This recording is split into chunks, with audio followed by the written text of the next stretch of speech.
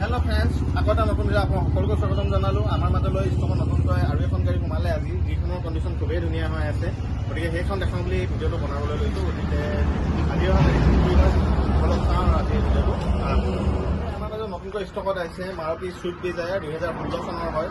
আপোনালোকে ল'ব পাৰে। গাড়ীখন এবাৰ মই দেখাই দিছোঁ ক'ত কি কেনেকৈ আছে।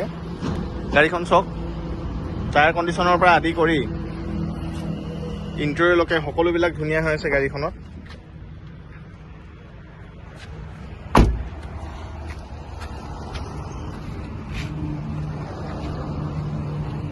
গতিকে এইখন আপোনালোকে ল'ব পাৰে। মাইলেজৰ ক্ষেত্ৰতো খুব ভাল। আৰু আস্কিং প্ৰাইচ হিচাপে এই ডিজায়াৰখনত আমি বৰ্তমান লগাইছোঁ 3,75,000, য'ত অলপমান কম বেছি হৈ যাব।